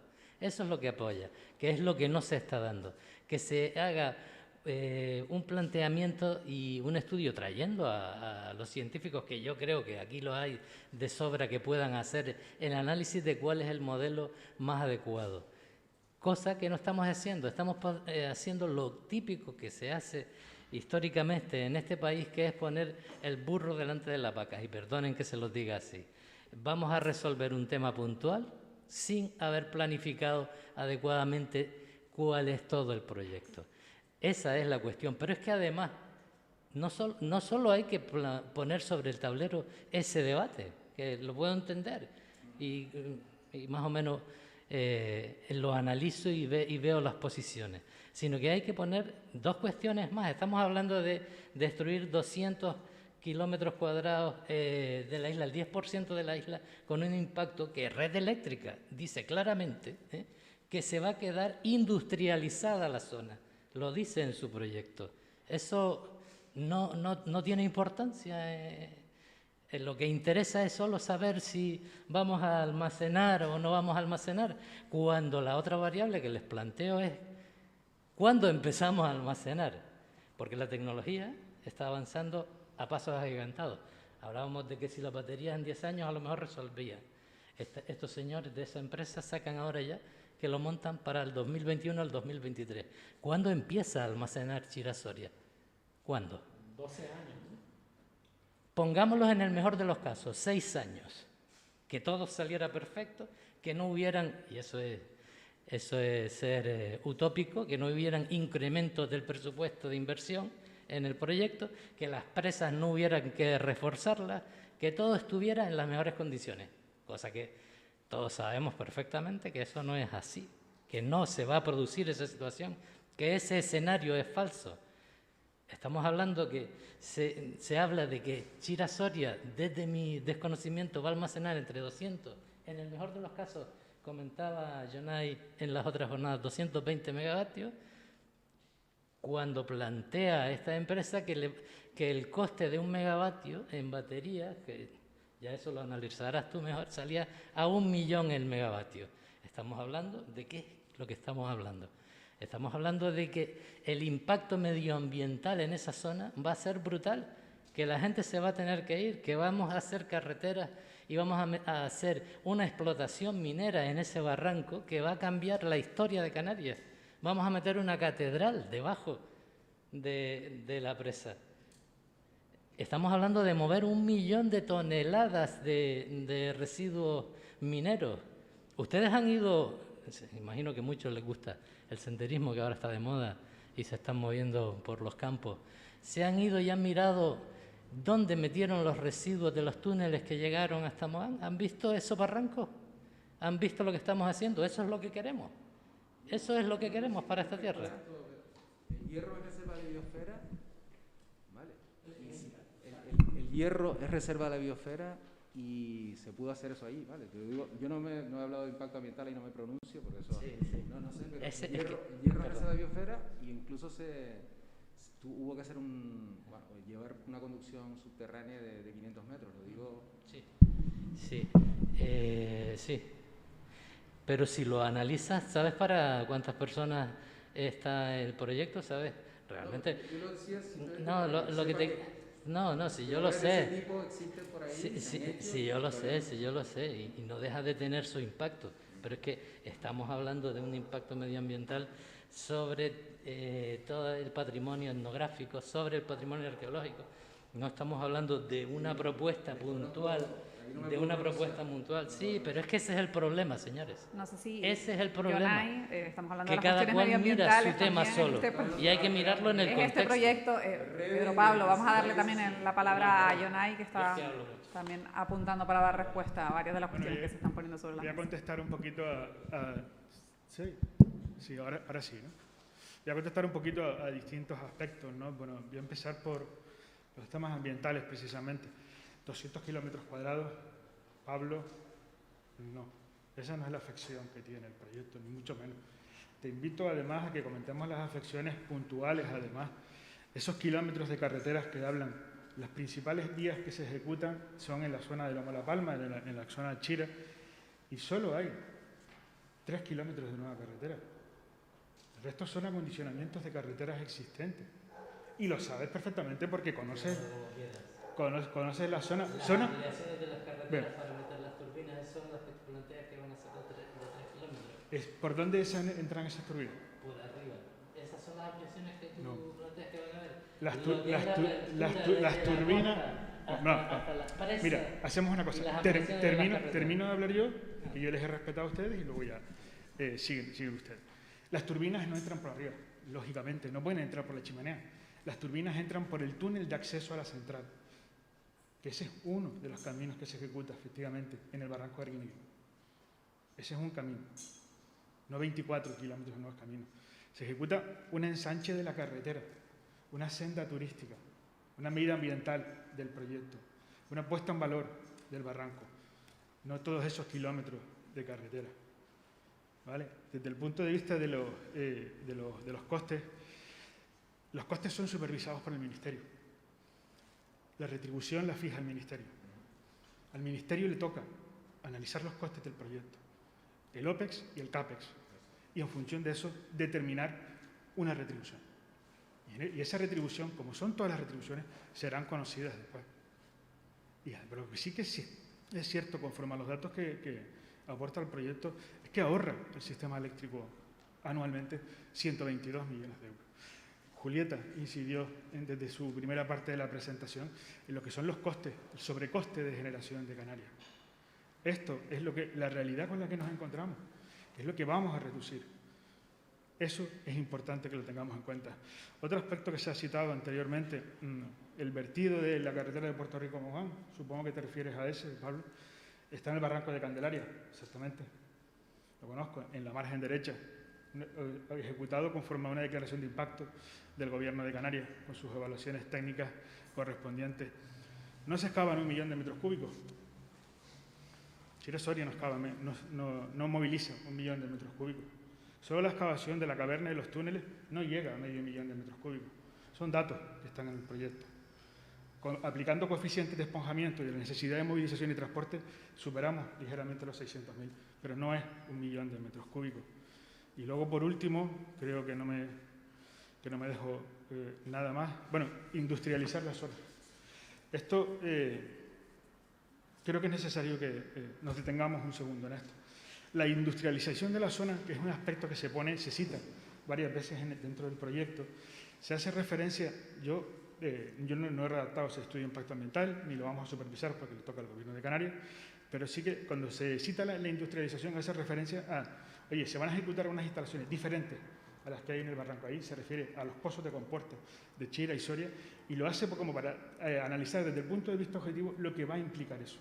Esas dos instalaciones han sido supervisadas por medio ambiente, por patrimonio, por planeamiento del Cabildo de Gran Canaria, y se han aportado las mejoras y las modificaciones necesarias para que el órgano ambiental tenga elementos de juicio a la hora de decidir, aparte de lo que ha incorporado en el proyecto. Y finalmente quiero hablar de la seguridad de las presas. Has dicho que la seguridad de las presas está condicionada. No sé a qué te refieres con que está condicionada. Las presas canarias presentan todas una singularidad geométrica y una singularidad de comportamiento, un comportamiento 3D caracterizado principalmente por lo que los ingenieros nos gusta hablar, ¿no? De lo que es el módulo de elasticidad, un módulo de elasticidad que gobierna ese comportamiento y que ha sido analizado. Además estamos teniendo en cuenta, como bien comentas, las oscilaciones derivadas de la variación de nivel de embalse dentro de los embalses, pero además son una empresa de mampostería. La variación del nivel de envase podría tener incluso mayor afección a la integridad de secar, mojar. Pero no estamos hablando. En los taludes es otro problema. En los taludes podríamos estar hablando de deslizamientos que sí que están analizados dentro del estudio de impacto ambiental del proyecto y no hay ningún talud que presente problemas de deslizamiento, con lo cual, y sí que, como bien comentaba, se solicitó acceso a uno de los documentos que se ha redactado en el ámbito del proceso de adecuación y lo que se les ha dicho además es que no acceder, pero que va a estar condicionado a que en el proyecto de adecuación que se está realizando se dará a conocer todos los documentos. Como bien comentaba Julieta antes, hay documentos que se están desarrollando y que serán puestos a disposición, porque además serán sometidos a impacto ambiental. Y con el interés que han mostrado ustedes, serán parte activa dentro de ese procedimiento. Yonay, hay una pregunta en concreto para ti, de parte de Jesús Miguel. ¿Acepta Red Eléctrica que el emisario de la desaladora del Pajar sea compartido con el de la depuradora de Mogán ya existente o tendremos dos emisarios?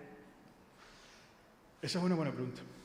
Esa es una buena pregunta porque es una de las alternativas dentro del estudio de impacto ambiental.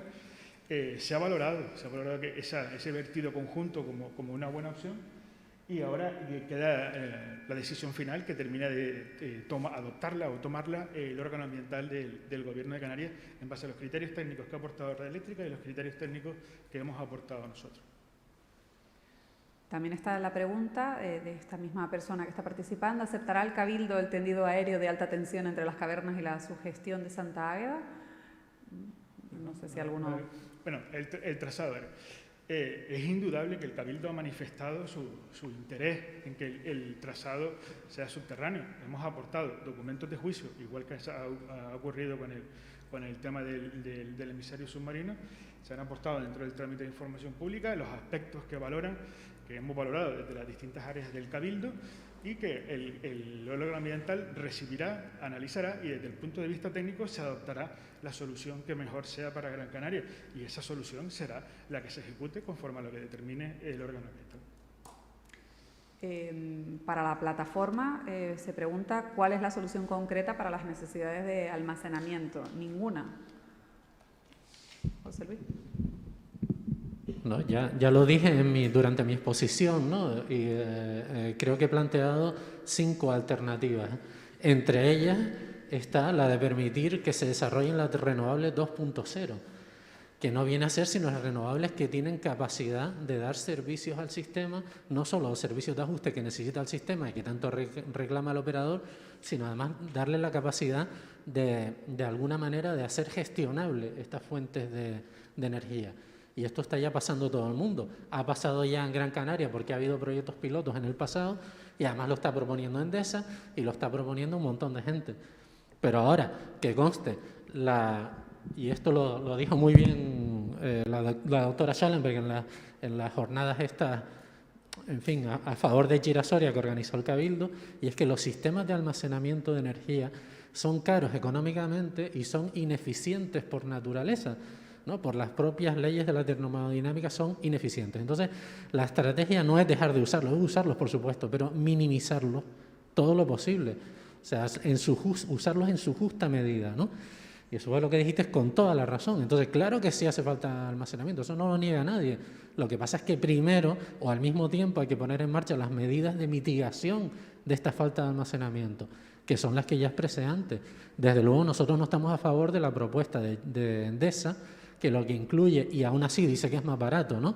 Un megaparque de baterías gigante en Gran Canaria. Ellos han hecho sus números y la consultoría Deloitte también y concluyen que son más baratos que Chira-Soria. Pero aún así a nosotros nos parece una idea descabellada, porque Endesa lo que hace es que no ataca el problema de la planta de generación fósil de Gran Canaria y mantiene sus ciclos combinados. Por eso necesita un parque de baterías tan brutal. Y por eso se planteó Chira-Soria en su momento. Chira-Soria no viene del Espíritu Santo. El primer promotor fue Endesa. Y fue cuando las energías renovables ni estaban ni se le esperaban. Se planteaba como la pila de los ciclos combinados, que es, en esencia, lo que es Chira-Soria. Chira-Soria, hasta el día que lleguemos al 100% renovable en 2050, 2060 o cuando sea, seguirá funcionando mayoritariamente en las primeras décadas, sin dudas, con energía fósil. Esa es la realidad.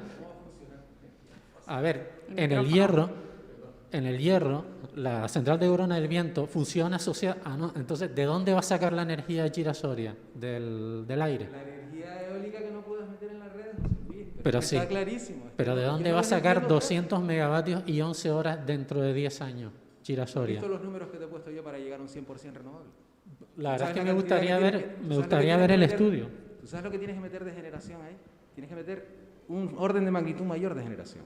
¿vale? Sí, sí, solo digo que Tienes eso... vas a necesitar almacenamiento a gran escala, a mediana escala, otros tipos de servicios. Con de red. números, Gonzalo, con ¿No números. los viste los números? No, no los vi. Necesito que me pases Bueno, el informe bueno, con los ya- números ya y se entonces lo publicará, estudiamos. vale, pero que es por que- desgracia, y bueno, no, por suerte, el ITC y la universidad están investigando esto ahora. No, hace vale, tiempo por, ya, hace por tiempo. suerte. Pero por desgracia no tenemos ni José un Luis, número. Perdona, para no extendernos mucho, y con todos mis respetos a los temas medioambientales, ¿vale? Donde no me meto. Desde el punto de vista objetivo, es que no hay otra opción, es que es lo mejor. O sea, está hiperestudiadísimo, no solo por nosotros, sino por un montón de gente. No puedes es comparar. serio. La herramienta básica para el análisis de costes de los sistemas de almacenamiento de energía se llama LCOE o en este caso LCOS, ¿vale? Levelized Cost of Storage. Y no he todo visto lo que nada de quieras. eso en tu presentación. Pero sí. cuando lo hagas, cuando hagas el Sí, que eso ejercicio sí que lo hacemos nosotros. y utilices esta herramienta, introduzcas La los herramienta 15 esa la tenemos millones. estudiadísima. Tú No, viste no, los no. números ahí. Esto no lo puedes estudiar sin conocer los costes de explotación de la central. Es Pero que imposible. los costes de explotación de la central son despreciables al lado de lo que te 15 millones al año durante 50 años son 750 millones de euros que no solo no son que son los órdenes de despreciables, magnitud, José sino Luis. que son la enésima losa Entonces, ¿cómo vas a sobre el almacenar? recibo de la luz. Dime en Gonzalo, concreto, que no, tenemos ¿cómo que vas a ser almacenar la responsables. energía esa en Gran Canaria? ¿Cómo lo vas a almacenar? Julieta quiere aportar y también Hazme- Pedro Pablo. Hazme director del ITC y te lo digo en Yo 2 porque- semanas. No, pero 2 dime, semanas. porque esas 5 opciones que dijiste no las has concretado. Julieta. ¿Cómo la voy a concretar si yo no tengo a la universidad detrás, ni tengo al No, ITC pero detrás, ni se soy puede el hacer unos promotor? cálculos más o menos, ¿vale? Ahí está, son No, sofisticados, me parece pero... absolutamente injusto que me exijas a mí No, que no, no, ponga no. en datos No, no, no. algo Yo no te lo que exijo. solamente una institución puede desarrollar. y Perdón por a los desgracia oyentes, no pero lo que hay ha hecho. confianza, ¿vale? Entonces, No lo ha hecho, es impresentable, Gonzalo, que no se Venga, haya le hecho, damos que los paso también a promotores- Julieta, sí, que los promotores quiere no hayan aportar. hecho esto. está José súper Luis. estudiado desde hace un montón de Es años. inaceptable. Ahí es todo público y ahí... No se saben los costes de explotación de este sistema anualizados a 50 años ni a 75 años. Que eso te va a durar toda la vida, muchacho. Esa central. Va a durar 50 años. Si son 15 millones, como intuyes o intuimos, son 750 millones al año. Si introduces eso en la ecuación, se pueden hacer muchísimas cosas. ¿Cómo los 750 millones al año Sí, que dan? multiplica 15 millones por 50 años. Ah, vale, pero es que Julieta, aprovechemos el silencio. LCOS. José Luis. A mí, vamos a ver, yo ahora me pregunto, ¿cuál es la alternativa? Es que todavía no tengo una respuesta, o sea, y la respuesta no me gusta, porque la única alternativa que veo son baterías, y francamente no me gustan. Son 5 medidas. Pero es que antes te las intentaba mirar antes todas una por una, y te dije, estoy totalmente de acuerdo, gestión inteligente, gestión de la demanda con la desalación, todo se regulará, totalmente. se irá regulando todo, Todo eso Vamos a hace... hacer la central ya. Pero eso Hace- es inmediato y es económico. Sí, estoy totalmente de acuerdo contigo. Y eso es lo que hace que esos 1000 kilotep pasen a 500. Y esa era la presentación, el escenario tendencial frente al escenario renovable. No se puede contemplar el hacer infraestructura sin hacer eficiencia primero. Y ahí estoy totalmente de acuerdo. Gestión de la demanda. Y entonces llegábamos a ese escenario renovable en el cual seguíamos teniendo ese consumo. Es la mitad del tendencial, pero seguíamos teniendo ese consumo. Y ese consumo hay que satisfacerlo, y hay que satisfacerlo con seguridad. Y entonces veíamos que era necesario el almacenamiento. Entonces, llegados a ese punto, hemos puesto las medidas de ahorro, hemos puesto gestión de la demanda, hemos hecho desalación. Todo Ojalá, está hipercalculado. Por favor, ya. vamos a Ya hacerlo. Cuando estén esos datos lo hablamos otra vez, ¿vale? Pero entonces, ¿sigues teniendo esa necesidad de almacenamiento? ¿Cuál es la alternativa para esa necesidad de almacenamiento que de todas formas, después de hacer todo eso, sigues teniendo? Y es lo que, por eso digo, los números son tosudos. Bueno, pues me gustaría conocer esos números. Pedro también. Pablo Los números son quería hablar desde hace un rato. Los Pedro números son tosudos, pero el territorio es uno. Pero por eso te Y digo, ¿cuál es la disculpa, alternativa? Disculpa, yo he escuchado. Alternativa, lo primero es hacer un estudio real, global, llamémosle una estrategia de implantación de cuál puede ser un modelo de gestión del agua, de la movilidad y de la energía. Pero sin ser expertos en ese ámbito, no podemos sacar, es que es un error. Y además a nivel europeo se plantea ya, y llevan 20 años trabajando sobre modelos circulares y sostenibles de gestión económica. No podemos sacar la variable medio ambiente de la caja y decir, bueno, como necesitamos acumular la energía, lo demás no tiene importancia. Y estamos equivocados. Ustedes son técnicos, perfecto. Están haciendo todos los números del mundo y analizando las diferentes opciones, pero estamos sacando la variable fundamental del cajón. Y eso, el resultado será que no tendremos una, llamémosle, respuesta sostenible, y al final me puedes contar que vamos a tener el 100% variable. Ese es el error. ¿Queremos renovables? Te vamos a necesitar. Por supuesto que queremos renovables, por supuesto, pero cuando se planteaba, y te reitero, en la conversación que teníamos, lo primero que me decía este técnico y otros técnicos me decía, mira, lo primero que tenemos que hacer, y no soy técnico, eliminar los ciclos combinados como objetivo principal de esta historia. Lo segundo, desarrollar un modelo diversificado, no un modelo centralizado. Si montamos Chira-Soria, volvemos a estar hipotecados como lo hemos estado con los ciclos combinados. Pero es que me salgo de ese ámbito y te digo, lo que no puede ser es a costa de toda la cuenca de Arguineguín, con las proyecciones que van a tener en lo que es la urbanización, porque lo que se deviene de todo esto no es otra cosa sino grandes macroproyectos que van a volver a ocupar el tema de la diversificación de los recursos entre los ciudadanos, no de la monopolización a través de la multinacional. Y me dices, ¿y cómo lo hacemos? Pues, oye, hagamos un estudio real. No está hecho, porque lo que me planteaban claramente es que ustedes tienen hechos estudios parciales, pero hay que hacer unos conjuntos de planificación estratégica energética para ganar. A nivel energético está estudiadísimo. Bueno, hay una pregunta que están repitiendo ahora mucho y tiene que ver con las alternativas de las que estamos hablando. Es el hidrógeno el que acaba de aparecer. Bueno, hay una pregunta específica para ti, Gonzalo. Te preguntan si en los numerosos estudios del ITC han contemplado el uso inminente del hidrógeno. Lo dicen varios participantes, hablan del hidrógeno que viene de Europa, más de 120.000 millones para el hidrógeno. Entre las pilas y el hidrógeno queda perfectamente. El hidrógeno está de moda ahora, hay una segunda ola del hidrógeno. Nosotros fuimos de los primeros en España en producir hidrógeno verde hace ya 15 años, ¿no? Y ahora estamos en esta segunda ola, ¿no? Entonces el hidrógeno y en realidad todas las tecnologías que se llaman Power to X van a tener futuro, van a ser otro más. Eso quería comentarlo en la charla, ¿no? O sea, vamos a tener bombeos, ¿no? Vamos a tener baterías y vamos a tener combustibles sintéticos y hidrógeno verde. O sea que el hidrógeno forma parte de esos estudios y ese mix que estamos contemplando, ¿vale? Jonay, me gustaría saber cómo encaja esto de Reincan en todo este asunto, porque hemos estado investigando, incluso en las alegaciones al proyecto, hemos preguntado al promotor quién es el titular de todo esto, si es REE o si es Reincan o qué demonios esto. ¿Tú sabes algo de cómo está este asunto, por aclarar un poco el tema? Tiene una fácil respuesta.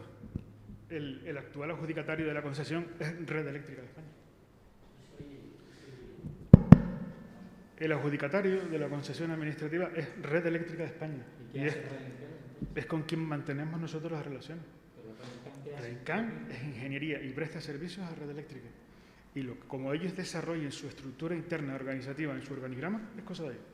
Nuestra relación Cabildo es con Red Eléctrica, operador del sistema. Ya, claro, pero es que la ley 17/2013, que es la que nos sacan todos los días para explicar que aquí no se puede hacer como el hierro y que el Cabildo no le queda más narices que dejarle este asunto a Red Eléctrica, dice claramente que el que se encarga de la construcción operación, desarrollo, etcétera, y otro tipo de cargas asociadas, por ejemplo, la adecuación de las presas al uso hidroeléctrico, que no lo dice así la ley, pero sí que habla de todas las obligaciones cargadas, es el operador del sistema. Entonces no entiendo por qué no es el operador del sistema el que está haciendo lo que dice la ley que debería hacer. Y tampoco entiendo por qué está el Cabildo haciendo lo que dice la ley que debería ser el operador del sistema, que además lo pagamos todos los Gran Canarios. El proyecto de adecuación de las presas al uso energético y costeando las obras cuando toquen. Estás confundiendo cosas, indudablemente. No. Sí. El Cabildo de Gran Canaria es titular de las infraestructuras y tiene sus obligaciones como titular. Y no puede eludir esas obligaciones que tiene. El Consejo Insular de Aguas del Cabildo de Gran Canaria ha dado una concesión para aprovechar hidroeléctricamente los embalses.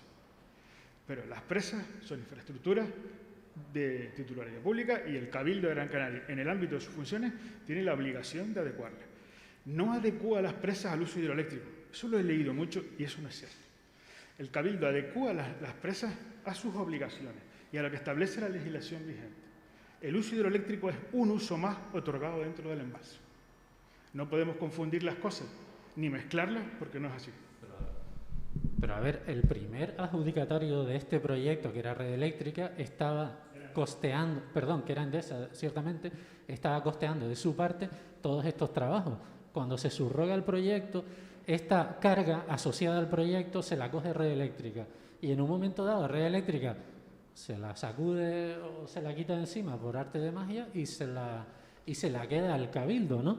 Que me parece un poquito raro, porque a ver cuántos concesionarios del Cabildo pues son liberados de parte de sus obligaciones por parte del Cabildo, sobre todo cargándose sobre sus espaldas el coste y las responsabilidades civiles y penales que esto implica.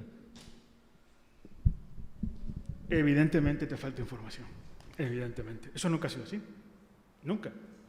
Endesa, puedes cogerte los proyectos de Endesa, publicados en 2012 y 2013, y verás si hay alguna referencia a las presas, José Luis. Sí, hasta hicieron los estudios y todo. Y Red Eléctrica hizo sus estudios, todo, y nosotros hacemos nuestros estudios. ¿Pero por qué? Por una estrategia de gestión. Voy a explotar una central de unos embalses, ellos tenían interés en saber cómo estaban esas presas. Igual que los hizo Red Eléctrica después, igual que lo hacemos nosotros, pero la titularidad de las presas es nuestra y la gestionamos como infraestructura del patrimonio hidráulico por y para los Gran Canarios. Por eso vamos a tener excedente de agua en esas presas que nos va a servir para otro uso diferente. ¿Vale? Y sí que antes de, aunque sean... Sí, porque ya se nos está acabando el tiempo, así que ya muy sí brevemente, porque tenemos que dar por finalizado el debate. Sí, bueno, antes de la réplica, porque ya con esto termino. Antes estábamos hablando de costes de operación de Chira-Soria. 122 millones de ahorro anuales del sistema eléctrico. Si multiplicamos por esos 50 años, José Luis, son 6.000 millones de ahorro del sistema eléctrico. Sí, a lo mejor hay otras soluciones que ahorran 300 millones al año sin necesidad de cargarse un barranco, ¿no? Como no ha sido estudiado, pues lo que tú dices me parece, digamos, con poco fundamento, porque tiene que haber datos que lo respalden, sobre todo las opciones alternativas. Y volviendo, y para terminar, con el tema de los trabajos de adecuación de las presas, me pareció entenderte en una charla que diste hace un tiempo en la universidad que realmente el Cabildo se había cargado sobre sus espaldas esta responsabilidad porque el objeto social de Red Eléctrica se lo impedía. Y esto se parece poco a lo que tú acabas de explicar. Por eso te estoy pidiendo, bueno, como esto está en YouTube, si quieres te paso el archivo y el minuto en el que tú dices que esto se hizo porque no estaba en el objeto social de Red Eléctrica. Entonces, si lo puedes explicar bien, pero sobre todo, como me falta información, lo bueno sería si en virtud de la transparencia nos dejara ver los contratos de adjudicación que se firmaron con Red Endesa y los posteriores que se han firmado con Red Eléctrica y sus sucesivos modificados. Y entonces ya nos quitaríamos la duda encima. Julieta, y sería más transparente. Ya está, y ahora sí que pido brevedad porque esta es la despedida, la intervención final. Julieta. No me dejes esa responsabilidad, Eva, ¿por qué? A ver, estaba leyendo y antes hay muchas preguntas del hidrógeno. Solamente quiero hacer una pequeña reflexión y José Luis, te doy toda la razón. Lo más caro de todo es el almacenamiento. En la medida en que podamos evitar ese almacenamiento, debería de intentarse evitar, y eso son las medidas de gestión de demanda que al final conllevarán ese esperado reducción de la demanda a la mitad del escenario tendencial, pero por poner un poco las opciones sobre la mesa. Después de ver todo eso, seguimos necesitando almacenamiento. Dicen por ahí el hidrógeno solucionado. Hay que también ver los números detrás del hidrógeno. Cuando hablamos de hidrógeno, hablamos de que tenemos agua, que tenemos que someterla a un proceso de electrólisis para separar el hidrógeno del oxígeno, almacenarlo y luego meterlos en una pila de combustible para volverlos a juntar y que se produzca hidrógeno de nuevo y para que se produzca agua de nuevo, y en ese proceso, si antes al principio necesitamos energía, pues en esa segunda reacción se produce energía. Vale, ¿cuál es el rendimiento? Estamos hablando de un 40 y pico % en el mejor de los casos con la tecnología actual. Eso quiere decir que si yo uso directamente el aerogenerador para producir electricidad, pues necesitaré poner casi 3 para producir esa misma electricidad a partir de hidrógeno. Todo tiene un impacto. Y el hidrógeno, ahora mismo con la tecnología actual, ya no estoy hablando de los costes, pero sí de la eficiencia. Frente a la eficiencia que pueden tener la batería, frente a la eficiencia que pueden tener las centrales de hidrobombeo, que son por encima del 80%. Entonces, eso es lo que tenemos que ver, cuáles son las eficiencias de los distintos sistemas de almacenamiento. Y me gustaría que nada de esto tuviera un impacto, y a todos seguro que nos gustaría que nada de esto tuviera un impacto, pero si pensamos en la alternativa en la actualidad, que es la batería, porque el hidrógeno todavía tiene un cierto desarrollo para llegar a estas capacidades, que se espera en el futuro sí se le espera estas capacidades, pero no en la actualidad no se le tiene. Pero ojo, que seguimos hablando de esos factores de conversión que siempre van a hacer que se necesite mucha más renovable instalada para producir la misma cantidad de energía a través del hidrógeno, que no es el caso de la central de bombeo. Y la batería, que es la otra alternativa tecnológicamente disponible, no para esas capacidades de almacenamiento, no para esa cantidad, para mucho menos, pero aún así, yo me pregunto, ¿y por qué no hablamos del impacto medioambiental de las baterías? El impacto medioambiental de las baterías a mí me parece que es un impacto que no podemos asumir como sociedad. O sea, una cosa es que tengas unas baterías para un móvil, otra cosa es que tengas unas baterías para sistemas descentralizados, para cosas puntuales, pero no como sistema de almacenamiento masivo. Materiales raros en los países en los que se extrae, con las condiciones en las que se extrae, todos sabemos las consecuencias medioambientales globales. Y además estamos también llegará un momento en que vamos a terminar con el litio que hay, son materiales preciosos, para luego, tú lo haces y cuando termina llega 10.000 ciclos y a la basura. ¿Y qué hacemos para reciclar esa batería? Tenemos un problema en el fin de vida de la batería, que además es corto, terrible. Entonces, si dentro de 10 años tienes que volver a poner la misma cantidad de batería, tienes un problema medioambiental que se multiplica cada 10 años, no solamente el coste económico, sino el problema medioambiental.